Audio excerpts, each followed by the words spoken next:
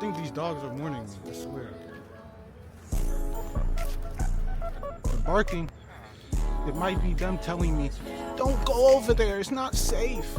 So I'm just gonna go back. I'm not gonna lie to you. 5, 6 dogs against one man, I don't know. I don't know if I survived that, to be honest. Probably bleed out.